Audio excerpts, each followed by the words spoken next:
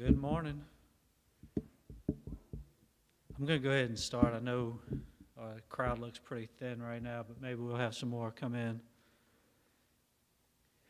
In the book of Habakkuk, in chapter 2, verse 2, God answers Habakkuk and tells him to record the vision and inscribe it on tablets, that the one who reads it may run. This morning, we're going to do some running. I'm going to finish up Habakkuk this morning, so to do that, I'm going to have to take a more macro or bigger picture approach. I will still go verse by verse, but I've condensed my comments and my slides to accommodate our time restrictions. So last week we left off with the 5 woes pronounced against Babylon, and we discussed woe number 1 briefly. We're going to review those and make a few comments, and then we'll proceed to chapter 3. Again, I've categorized the 5 woes pronounced in chapter 2 as woe number 1, greed or wealth by dishonest means resulting in bloodshed. Woe number 2, exploitation or false security and arrogance. Woe number 3, violence. Woe number 4, debauchery and exploitation. And woe number 5, idolatry. These 5 woes are essentially the Lord uncovering the wicked conditions that prevailed against the Babylonians. This prophecy certainly has application today. It was true then, it's true now, and will be true in the future. The end of the age will bring greater opposition and defiance of God with a corresponding moral decline. So we also know that from 1 John 5:19 that the whole world is under the power of the evil one. So therefore, these woes are still relevant today. Woe number 1, greed and wealth by dishonest means. We still see that in a micro and a macro sense, micro on the individual level, macro at kind of a national level. Because of this, the Babylonians would be subjected to mockery, plunder, and looting. The looter will become the looted. We read these last week, so I'm going to go ahead and skip on to woe number 2. Woe number 2 in verses 9 through 11, I'd like to read those verses. Woe to him who gets evil gain for his house, to put his nest on high, to be delivered from the hand of calamity. You have devised a shameful thing for your house by cutting off many peoples, so you are sinning against yourself.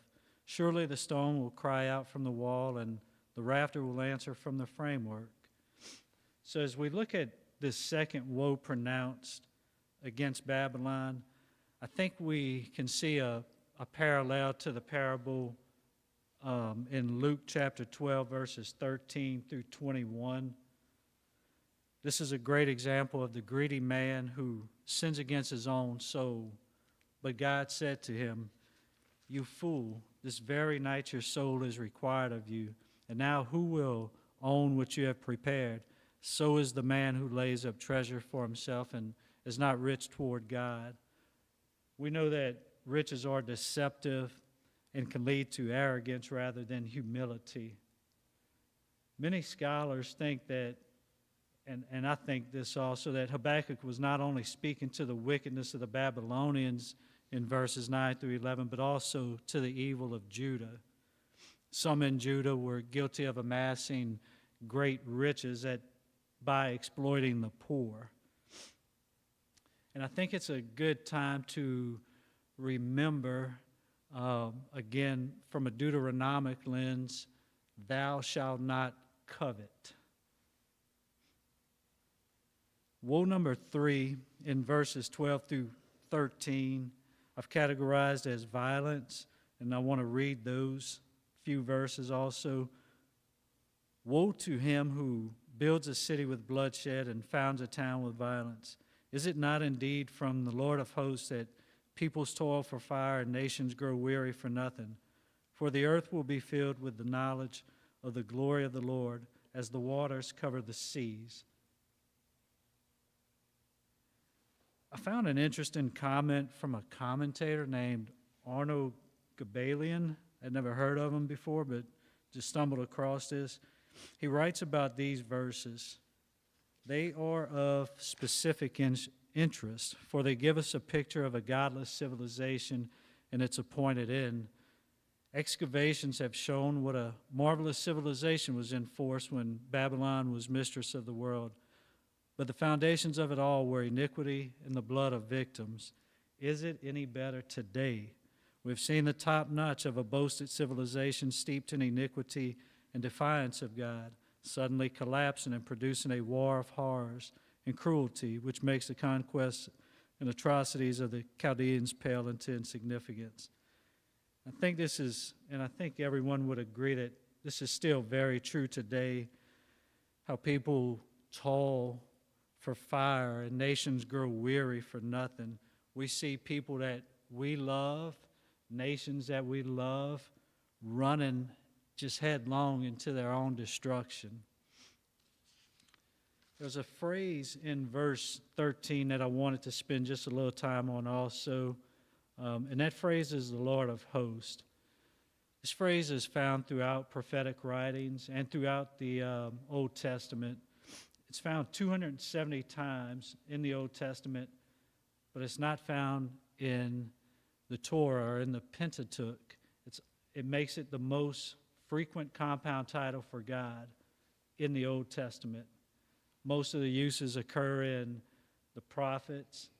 You can see it 59 times in Isaiah, Jeremiah 80 times, and so on and so forth. It's also used in the New Testament twice. Paul references it in Romans. He's referring back to Isaiah at this point, and also in James. And the Hebrew name for the Lord of hosts is Sebaot, and that's what you'll see in James chapter 5, verse 4. He refers to Sebaot. I just thought that was an interesting phrase because of its frequency. Anytime you see a phrase used that frequently, it carries some significance. It's Sebaot. So it looks like it's pronounced it looks like we would pronounce it almost like Sabbath or Sabaoth, but the Hebrew word, if you see that first letter in Hebrew, and remember Hebrew starts from we read it from right to left, that first letter was called a Sade. That's the alphabetical, or that's the name of that character. And those two little dots beneath it was called a schwa. And the schwa tells us that we pronounce it as Sebaot, instead of sa. Yeah. So verse 14 I thought was also of particular importance. For the earth will be filled with the knowledge of the glory of the Lord as the waters cover the sea. The glory of those who practice or participate in violence and bloodshed will be replaced by greater glory at the coming of the Lord. We know that the antithesis of bloodshed and violence used to build a city would be the justice and the glory of the Lord filling the earth. We can see that. I'll put a couple references here. I'm going to move on past those references for time's sake. We can see that God was uplifting Habakkuk's faith, emphasizing that the glory of God would one day fill this world, now filled with evil, violence, and corruption. We can begin to comprehend how Habakkuk's mind and his heart was being transformed from one of an attitude of worry to one of worship. Also wanted to point out the term knowledge in verse 14. We have to remember that knowledge in the Hebrew thought means more than just intellectual information. It's seen fundamentally in relational terms, so that to know God is to be in a right relationship with God. So when God declares the earth will be filled with the knowledge of the glory of the Lord, he is saying that he wants the inhabitants to know God, not just know about him. Ezekiel used this phrase 76 times, you will know that I am Jehovah, indicating that his heart was that he would be known in a relational manner, not just an intellectual one. Moving on to woe number 4. In verses 15 through 17, woe number 4 is one against debauchery and exploitation. We can see that in these verses there is a promotion and encouragement of and a participation in drunkenness, at least figuratively. So it gives the Babylonians a chance to take advantage of people through deceit. We're going to read those few verses, beginning in 15. Woe to you who make your neighbors drink, who mix in your venom even to make them drunk, so as to look on their nakedness. You will be filled with disgrace rather than honor. Now you yourself drink and expose your own nakedness. The cup in the Lord's right hand will come around to you, and utter disgrace will come upon your glory. For the violence done to Lebanon will overwhelm you, and the devastation of its beast by which you terrified them, because of human bloodshed and violence done to the land, to the town and all its inhabitants. We can see in verse 15 that God would judge Babylon because the Babylonians had deceived their neighbor nations, with the result that they were able to take advantage of them. In verse 16, we can discern that what the Babylonians had done to others, God would do to them. This very same thing that they had reveled in would now become their own shame. We know that Paul famously writes in Galatians chapter 6, verses 7 through 8, "Do not be deceived. God is not mocked. For whatever a man sows, this he will also reap. For the one who sows to his own flesh will from the flesh reap corruption, but the one who sows to the Spirit will from the Spirit reap eternal life."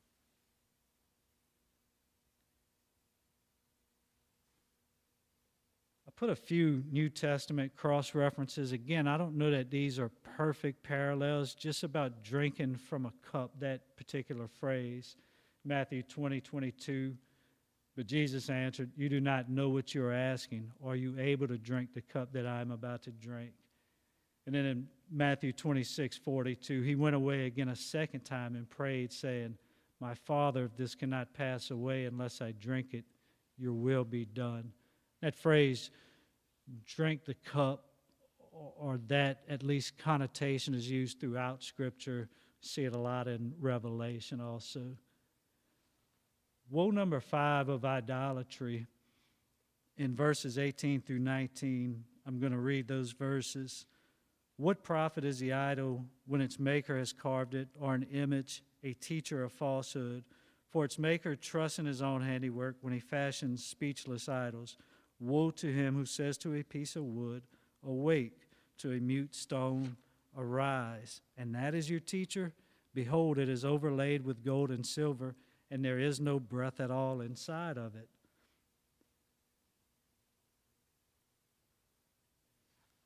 I want to look at this again through a Deuteronomic lens. I think this is a critical way to look at all these verses.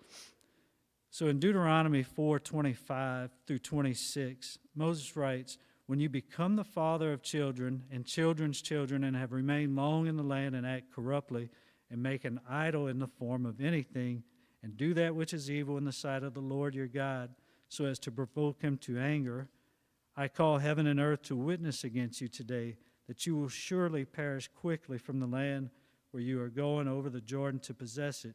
You shall not live long on it, but will be utterly destroyed."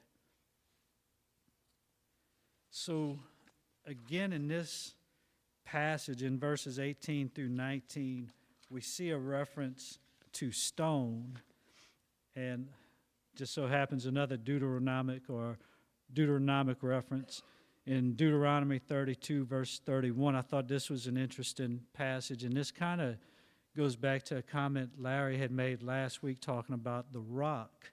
In Deuteronomy 32:31, "For their rock, lowercase r, is not like our rock," the capital R, "as even our enemies concede."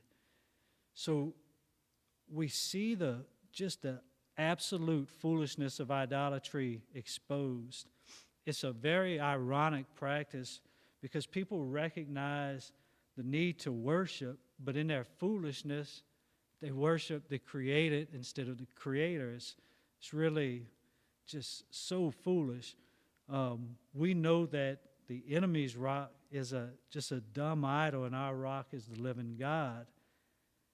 Isaiah, in his writings, really exposed the foolishness of idolatry.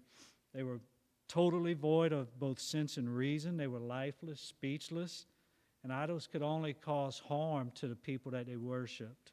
I think it's also important to remember again, as we discussed last week from Ephesians chapter 5, verses 3 through 5, that idolatry is not limited to the worship of inanimate objects. We see in Ephesians 5, 3 through 5, that those who practice immorality, impurity, and greediness are also considered idolaters. One of the,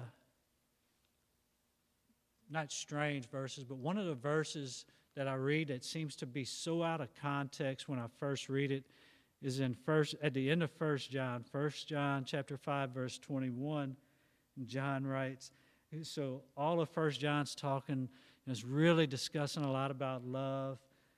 And at the very end, he says, little children, keep yourselves from idols. Just always thought that was a real interesting way to close out his letter there. The other thing I wanted to look at in these verses is in verse 19, piece of wood awake to a mute stone arise. I think as we look at these verses, it's always good to look introspectively and ask ourselves, what is our piece of wood or what is our stone? And I just put one example here on time. How do we spend our time? Do we spend 10, 15 minutes a day reading a Bible devotional, and then we dedicate hours upon hours of looking at different media platforms, sporting events? I put hunting and fishing as not to be a hypocrite. That's one of my favorite hobbies. Or shopping on Amazon. So when we look at these things and make a real honest analysis of our own lives and how we spend our time, we need to know we can determine where our true desire is. I'm sure we've all heard an expression or that phrase that you can tell a lot about a man's heart by his paybook or where he invests his money. I certainly think that is true, but I think if we evaluate how a man spends his time, we may get even a better answer than the checkbook. I think it's easy to write checks. How do you spend your time? We'll move on to verse 20. But the Lord is in his holy temple. Let all the earth be silent before him. We know that God is in his holy temple, that we have access to him in the way that he has instituted. The physical temple may have been destroyed, but he has a temple that is out of the reach of the enemy. But that temple is within reach of those people who live by faith. The Lord himself testifies that the final outcome of human history will be worship of the one holy and righteous King. God will make all the world silent before him. He will silence the fury of oppression. He will silence the rage against his faithful people. All the world will be silent before him. Any questions or comments on chapter 2 before I proceed to chapter 3? All right, I'm going to keep going. I'm going to check. I need to check for time because I have consolidated a lot of my notes, and I want to be able to wrap up today. All right, so chapter 3, just a real brief general outline. Verses 1 and 2, we'll look at the prophet's new perspective. Verses 3 through 15, we'll look at God's wrath, mercy, and deliverance. In verses 16 through 19, we'll look at the triumphant trust in God. Verses 1 through 2. A prayer of Habakkuk the prophet, according to Shagionoth. Lord, I have heard the report about you, and I fear. O Lord, revive your work in the midst of the years. In the midst of the years, make it known. In wrath, remember mercy. The term Shagionoth interested me, but really no one knows exactly what this word means. The Septuagint translates this word as simply an ode. It could be a genre of prayer or music. So as we look through Habakkuk, as we have looked through Habakkuk, it's clear that he was a praying man, and he continues this here. He had learned firsthand in a powerful way that God indeed heard prayers. So in faith, he continues to pray. We should always recognize the power of faithful prayer. James writes that the fervent prayer of a righteous man availeth much. Habakkuk is looking to God. You can sense that ongoing transformation and that joy and peace that's beyond our imagination when we cling to God, knowing that he is the creator and sustainer of all. He can certainly take care of his children. As we look at Habakkuk's prayer, we know that words are an imperfect way to truly express our thoughts. I'm sure we all struggle with this at times. I know I do during prayer, whether public or private. But no matter how big the word is or how numerous the words might be, we can't adequately describe the greatness of God, no matter our best efforts. So I don't know if Habakkuk was struggling with his words here, considering he had the direct guidance of the Spirit. But what I do know is that it's an absolutely beautiful prayer. When we look at verse 2 specifically, I have heard the report and fear. I thought this was a critical little statement, and I wanted just to say a couple things about it. We have to hear and respect or hold in reverence the Word of God and His answers to our prayer. In Proverbs 28:9, the writer tells us, if anyone turns a deaf ear to my instruction, even their prayers are detestable. That would be a very scary thing, to lift up prayers that are detestable to God. So as a result of the vision in the previous chapters, obviously we can only imagine the depth of the prophet's awe at the greatness of God. Undoubtedly, Habakkuk is changed by this encounter, and rightly so. We know this by the way that he is speaking now. He's not accusing God of not hearing, because he himself has now heard the report. Habakkuk prays for three things: to revive your work, to make it known, and to remember mercy.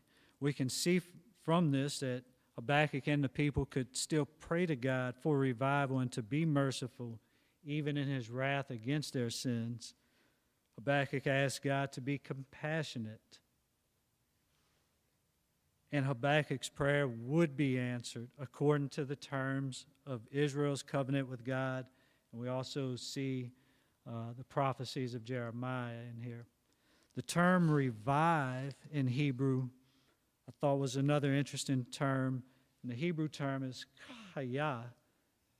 It embodies not only the state of being alive, but also the act of preserving life. It also encompasses restoring something that was once lost. Let's see. There was a quote from a commentator named A.W. Tozer that I thought was a nice, pithy little quote. Revive, and I think it holds some truth. Revival will come when prayer is no longer used as a substitute for obedience. Thought that really struck me. So we will see some of this type of revival in Ezra chapter 9, verse 8. But now for a brief moment, the Lord our God has been gracious in leaving us a remnant and given us a firm place in His sanctuary. And so our God gives light to our eyes and a little relief in our bondage. Again, the phrase, in wrath, remember mercy. Note that Habakkuk doesn't say remember our own merit. He says, remember your mercy. Any questions, comments right now? Let's read verses 3 through 15. All right, so this is kind of a long passage. I'm going to read through it. We'll come back and look at some of the specific verses, the individual verses. This is verses 3 through 15 of Habakkuk 3. God comes from Teman, and the Holy One from Mount Paran, Selah. His splendor covers the heavens, and the earth is full of his praise. His radiance is like the sunlight. He has rays flashing from his hand, and there is the hiding of his power. Before him goes pestilence, and plague comes after him. He stood and surveyed the earth. He looked and startled the nations. Yes, the perpetual mountains were shattered. The ancient hills collapsed. His ways are everlasting. I saw the tents of Cushan under distress. The tent curtains of the land of Midian were trembling. Did the Lord rage against the rivers? Or was your anger against the rivers? Or was your wrath against the sea, that you rode on your horses, on your chariots of salvation? Your bow was made bare. The rods of chastisement were sworn. You cleaved the earth with rivers. The mountains saw you and quaked. The downpour of water swept by. The deep uttered forth its voice. It lifted high its hands. Sun and moon stood in their places. They went away at the light of your arrows, at the radiance of your gleaming spear. In indignation you marched through the earth. In anger you trampled the nations. You went forth for the salvation of your people, for the salvation of your anointed. You struck the head of the house of the evil to lay him open from thigh to neck. Selah. You pierced with his own spears the head of his thrones. They stormed in to scatter us. Their exaltation was like those who devoured the oppressed in secret. You trampled on the sea with your horses, on the surge of many waters. I know that's a lot to take in all at one time. So as we look back through that passage, we'll go to verse number 3 specifically and begin there. Habakkuk does as we all often do in prayer, especially when we're praying during the midst of hard times or experiencing some hardship. He looks back to more pleasant times, or when we might more clearly recognize the power of God. And from those recollections, we gain strength. In this case, it appears to me that Habakkuk is looking back to the Exodus out of Egypt. The mention of Teman and Paran appear to be allusions to these events of Israel's wilderness wanderings, during which God demonstrated great power to his covenant people as he brought them on their journey to the promised land. In verse 4, his radiance is like the sunlight, his rays flashing from his hand. God is truly holy, which it makes him too awesome to view, but too powerful to miss. The phrase there is hiding in his power. This is just referring to the power that God's divine power, the unfathomable divine power that even the godly prophet Habakkuk could not necessarily fully comprehend and stand in the presence of. This same power is described in Job 26, verse 14. One of my favorite verses. Behold, these are the fringes of his ways, and how faint a word we hear of him, but his mighty thunder, who can understand? The Israelites had seen the same manifestation of God's power when they murmured in the wilderness.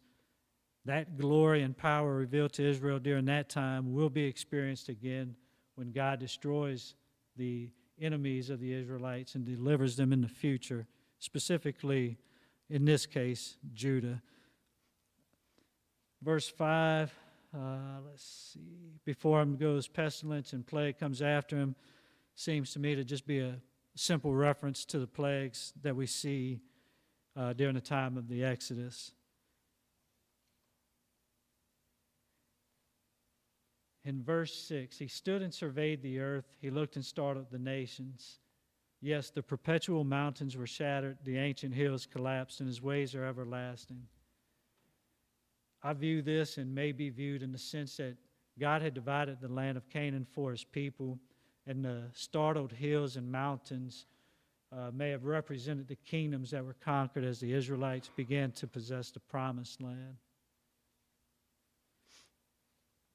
Also, that response is an appropriate response by the earth and the nations, and I think it's analogous to the response of the Roman soldiers when Jesus said, "I am he," and they drew back and fell to the ground. We see this phrase again, his ways are everlasting, just as he had delivered Israel in the past, judging Egypt who had held them captive and led them through the wilderness, giving them victories over other nations.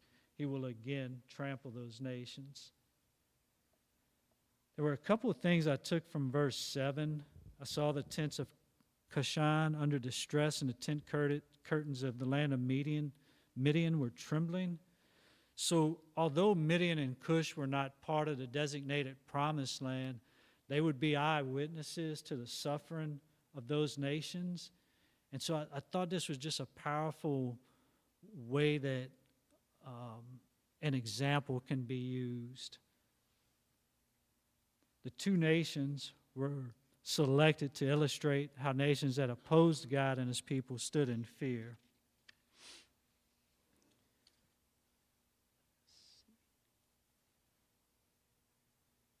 Verse 8, did the Lord rage against the rivers, or was your anger against the rivers, or was your wrath against the sea, that you rode on horses, on your chariots of salvation? I thought it was very telling that these chariots were not noted for their material majesty, but they were noted for their salvation. Obviously, we serve a great God.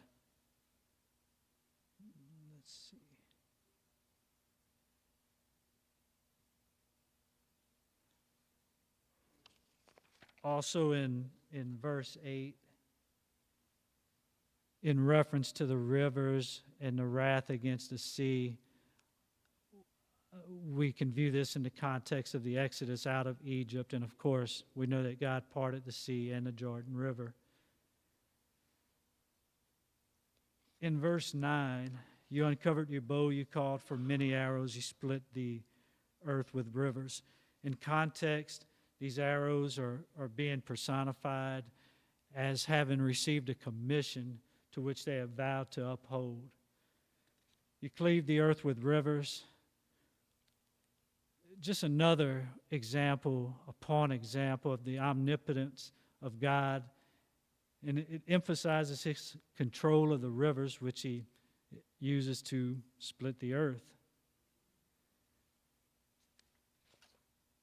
In verse 10, the mountains saw you and quaked, the downpour of water swept by, the deep uttered its voice, it lifted high its hands. We just see a continued personification of the created earth. We see God's great power represented by the obedience of creation, and we see that God is in control and can alter nature as he sees fit to accomplish his purposes. The verse, sun and moon stood in their places. They went away at the light of your arrows, at the radiance of your gleaming spear.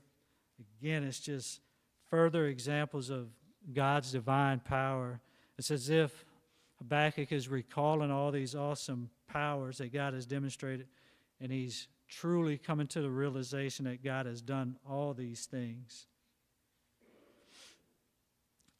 Moving on to verses 12 and 13. Again, I apologize that I have to move so quickly through these, but we're under some time constraints. In indignation you marched through the earth, in anger you trampled the nations. You went forth for the salvation of your people, for the salvation of your anointed. You struck the head of the house of the evil to lay him open from thigh to neck.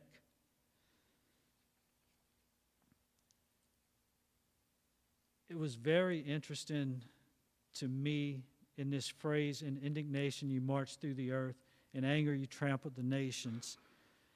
So in this reading, this is the NASB 1995 version, it is read in a past tense, but the actual translation of the Septuagint is a future tense.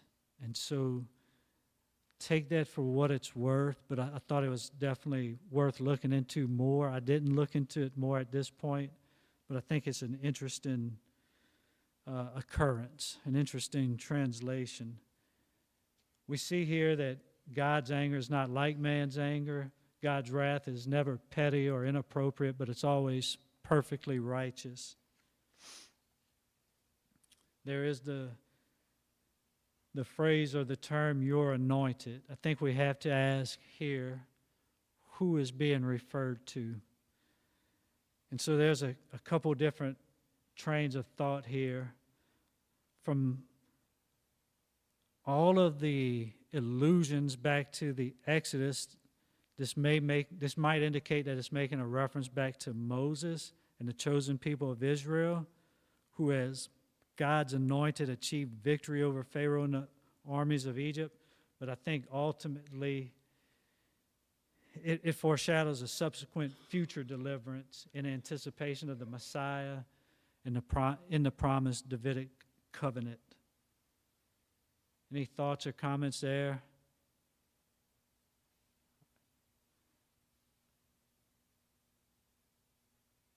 You struck the head of the house of evil. I think this may refer to Christ's victory over Satan. I put a quick reference to Psalm 74.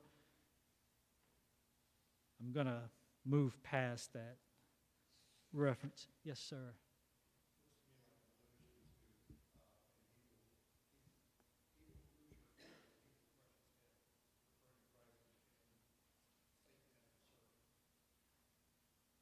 Yeah, I can see that perfectly clear as you're stating it now. I didn't quite make that nexus, that connection while I was studying, but yeah, perfectly clear.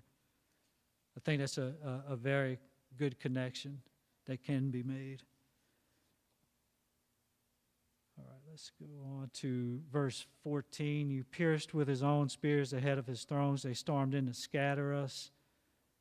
Their exaltation was like those who devour the oppressed in secret.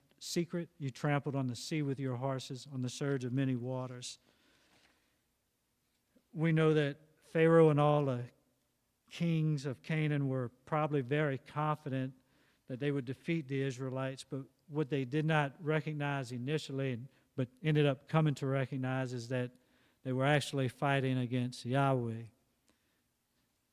Once they realized that, it was probably a little too late for them. Let's move on to verses 16 through 19. I'm going to read those, and we will discuss those very briefly, and then I'll have some concluding remarks. Verses 16 through 19. I heard, and my inward parts trembled. At the sound, my lips quivered. Decay enters my bones, and in my place I tremble, because I must wait quietly for the day of distress, for the people to arise who will invade us. Though the fig tree should not blossom and there be no fruit on the vines, though the yield of the olive should fail and the fields produce no flood, though the flock should be cut off from the fold and there be no cattle in the stalls, yet I will exult in the Lord. I will rejoice in the God of my salvation. The Lord God is my strength, and he has made my feet like hinds' feet and makes me walk on high places. So again, Habakkuk is going to, or here demonstrates the proper response of a man under the sovereign power of God. He recognizes his own weakness and his low standing before God.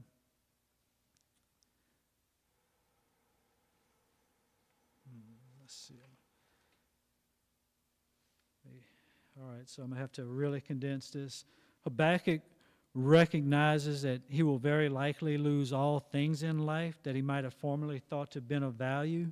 However, he's now resolved to find his comfort and solace in what is enduring, and what is enduring is the word and work of God, and that remains true now and always.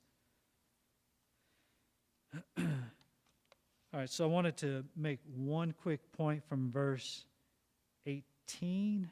Although there's a lot there, I wanted to just make a point Again, that Habakkuk makes a clear choice, even in the face of imminent judgment. However, this choice is not necessarily just mind over matter. We can see that God gives his prophet the desire and the power to exalt and rejoice. And in verse 19, I want to make one brief comment and then I'll close out. This is stating the obvious. We need to remember that we are to live by faith and we are to rejoice in the Lord.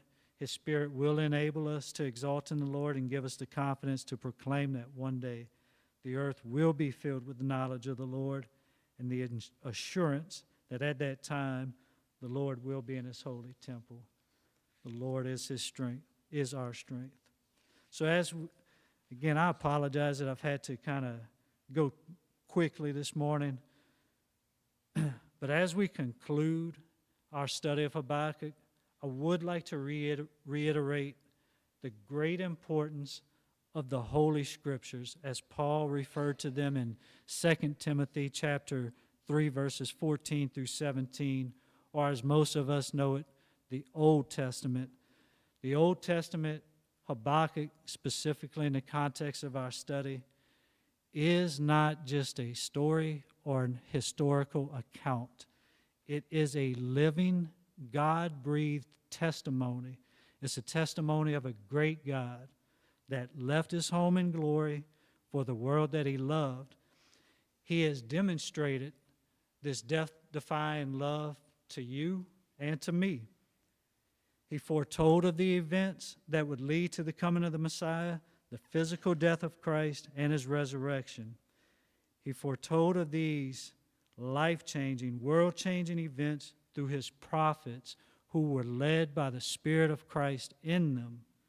The promised fulfillment of every word of his prophets distinguishes Yahweh from all pagan gods who are really no God at all. Habakkuk lived through terribly difficult times, observing his own nation commit terrible atrocities against their own brothers and sisters. He saw unspeakable injustices and oppression and endured the punishment of the Babylonians, who God, in his divine sovereignty, used as a tool of correction. Although Habakkuk at times doubted and struggled, he pleaded with God. He watched for God and prayed to God, and God did not fail him. God never fails. He never has. He never will. He does not know failure. God does know healing. He knows how to compassionately transform a person to righteousness if we live by faith. Habakkuk's transformed perspective allowed his faith to flourish. We can hear Habakkuk's joy.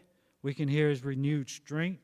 We can hear his peace and his refreshed faith in some of his last words that are recorded.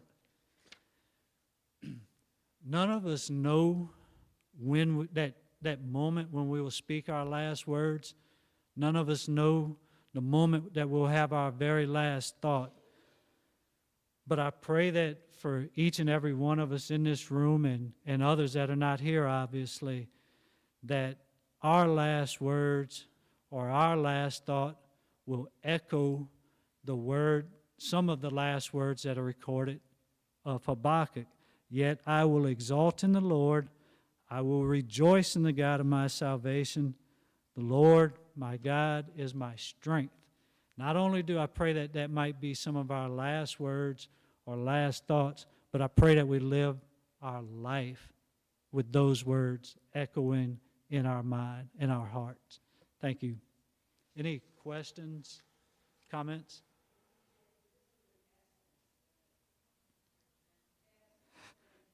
Thank you, Miss Karen. Thank you, Miss Miley. Y'all are always too kind. Thank you. Thank you.